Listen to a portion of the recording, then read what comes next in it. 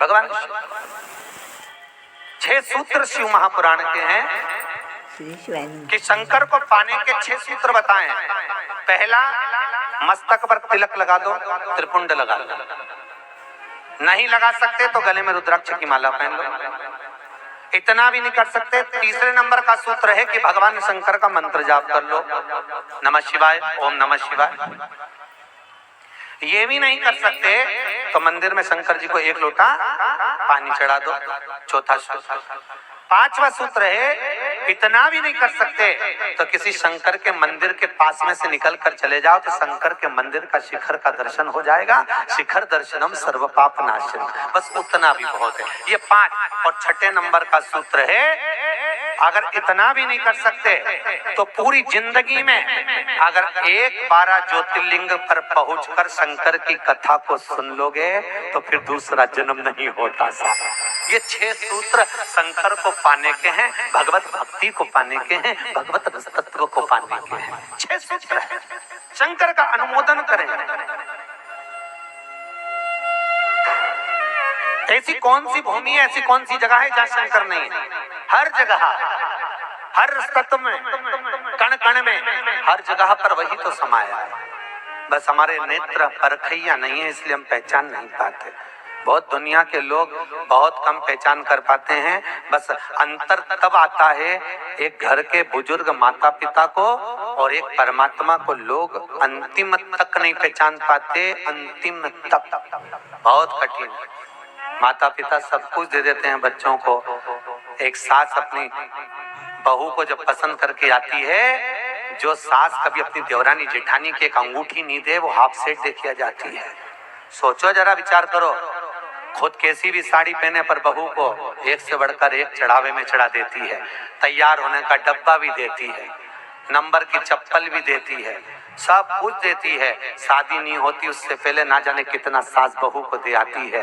कितना विश्वास सास का बहू पर होगा। और बहू जब पहली विदाई में घर से सास के यहाँ से जाती है तो अलमारी में ताला लगा के चाबी घर ले जाती है। सोचो, सास ने कितना विश्वास करा, सब कुछ दे दिया, और बहू ने ऐसा विश्वास करा कि चाबी तक बटोर के पहली भगवान शंकर की कथा कर रही है। 6 सूत्र में से अगर एक सूत्र भी भगवान शंकर का आपकी जिंदगी में आ गया तो जीवन का आनंद देने वाला हो गया। ध्यान देना, कन्यादान जो तुमने करा है उसका पुण्य तुम्हारे मरने से पहले हो सकता है कि समाप्त हो जाए। अन्नदान जो तुमने करा है उसका पुण्य हो सकता है तुम्हारे मरने से पहले समाप्त हो जाए। क्योंकि कई लोग कहते हैं हमने कन्यादान करा, हमने वस्त्र दान करा, हमने मुद्रा दान करी, हमने स्वर्ण दान करा, हमने अन्न दान करा, हमने भागवत कराई, हमने रामायण करवाई, हमने गीता करवाई, हमने तीर्थ करे, हमने व्रत करे। ये सारे पुण्य तुम्हारे खाते में है। एक पलड़े में तुम्हारे पुण्य रखे हैं, पर एक पलड़े में जो पुण्य इकट्ठे करके रखे हैं तो पाप भी तो देखो कितना करो, पाप भी तो देखो। मालूम पड़े मुंह से किसी की निंदा कर दी, उसी पुण्य में से कम हो गया। हुआ कि नहीं हुआ? अरे बोलो तो सही, अब 200 रुपए लेके आई थी, अब 200 रुपए में से खर्चा करते जा रहे हो तो होगा कि नहीं होगा खर्चा? थोड़ा गलत बोल दिया, पुण्य समाप्त हुआ। किसी को अपशब्द बोल दिए, पुण्य समाप्त हो गया। किसी के लिए गलत देख लिया, पुण्य समाप्त हो गया। किसी के लिए गलत सुन लिया, पुण्य समाप्त हो गया। हमने पुण्य तो बहुत कमाया, हमने ढेर पुण्य इकट्ठा करा। कन्यादान, वस्त्रदान, अन्नदान, मुद्रादान, स्वर्णदान, भागवत, रामायण, गीता, यज्ञ, अनुष्ठान, संत पूजा, गुरु पूजा, सब कुछ करी, पुण्य तो ढेर इकट्ठा करा। पर मरने से पहले ये सारा पुण्य तो से, अपशब्द कहने से, ताना देने से, निंदा सुनने से, गलत देखने से समाप्त हो गया। पर शिव महापुराण की कथा कहती है सारे पुण्य तुम्हारे मरने से पहले भले समाप्त हो जाएंगे, पर शिव महापुराण की कथा यदि तुमने भूल से भी 5 मिनट की भी सुन ली तो वो जिंदगी भर अटल और अमर हो जाती है, वो कभी समाप्त नहीं होती। शिव महापुराण के पुण्य कभी समाप्त नहीं होता। शंकर का किया हुआ पुण्य कभी समाप्त नहीं होता।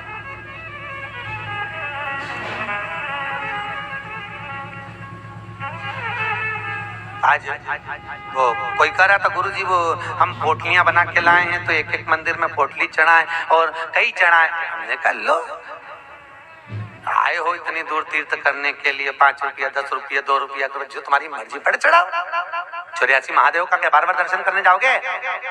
ब्रज 84 कोस की परिक्रमा तो तुमने ना जाने कितनी बार लगा ली होगी ब्रजमंडल में पहुंचकर, और 84 महादेव का दर्शन करने के लिए आए। और वो 84 महादेव जिसको स्वयं भगवान शंकर की बहन शिवप्रिया ने प्रकट किया था, शंकर के ही रूप तत्व से 84 रूप में उनको प्रकट किया है।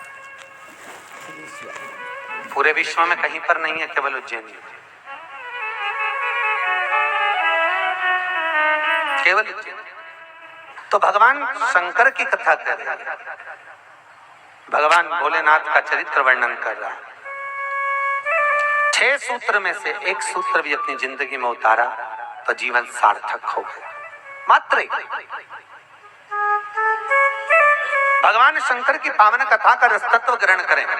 एक देवराज नाम का ब्राह्मण शरीर में ताप पड़ गया, और शरीर में ताप पड़ने के कारण बहुत ताप पड़ा तो शंकर के मंदिर में पहुंच गया, बैठा।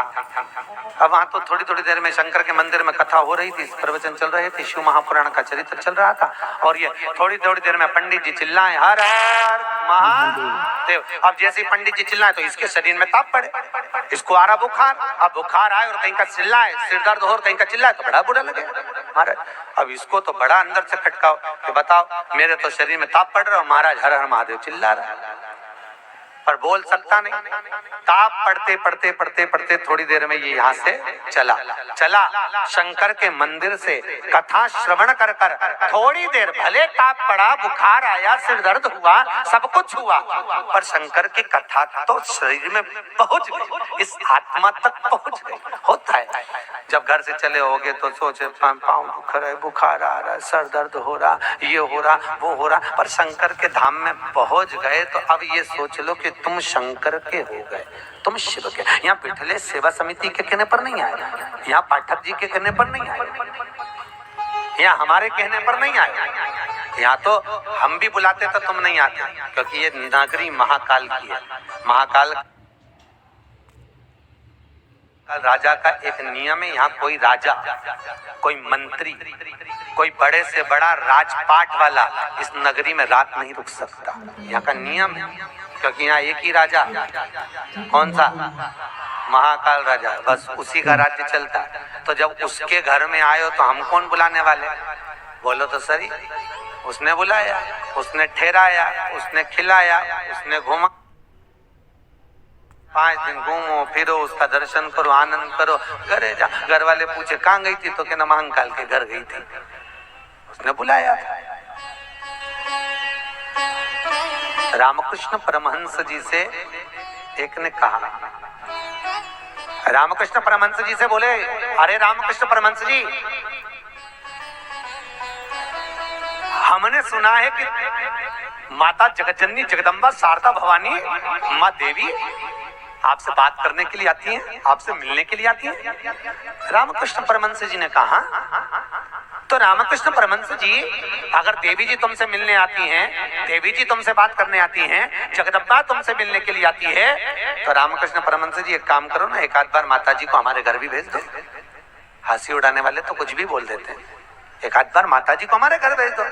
रामकृष्ण परमहंस जी ने किस जगह पर मैं रहता हूँ, एड्रेस बता दो। रामकृष्ण परमहंस जी ने कहा, स्वामी विवेकानंद के गुरु रामकृष्ण परमहंस जी कहते हैं, जो एड्रेस आपने दिया ये तो आपके घर का, ये आपके घर का एड्रेस है, आपका एड्रेस दीजिए, आप कहाँ रहते हैं। उसको लगा मैं दुकान पे रहता हूँ, तो सकता दुकान का मंग रहा है, उन्होंने दुकान का एड्रेस दे दिया। रामकृष्ण परमहंस जी बोले, ये तो दुकान का एड्रेस है, आप कहाँ रहते हो, आपका एड्रेस दो। तो रामकृष्ण परमहंस जी के शब्द सुने तो उस व्यक्ति ने कहा, ये हमारा ही तो एड्रेस है। रामकृष्ण परमहंस जी बोले, जिस घर का एड्रेस दिया वो तो घर का, जिस दुकान का एड्रेस दिया वो तो दुकान का, कि दुकान यहाँ है वो वहां घर है, तू कहाँ रहता है, तेरा एड्रेस बता, तो रहता कहाँ है। रामकृष्ण परमहंस जी के शब्द सुने, उसने चरण पकड़ लिया और रामकृष्ण परमहंस से पूछा, आप बताओ कि मेरा निवास कहाँ है। रामकृष्ण परमहंस जी कहते हैं इस शरीर का आखिरी निवास तो शमशान है, मनुष्य वहां निवास करने वाला है। बस ये आत्मा परमात्मा के चरणों में रहे और शरीर आखिरी में वहां पहुंच जाता है, आखिरी में।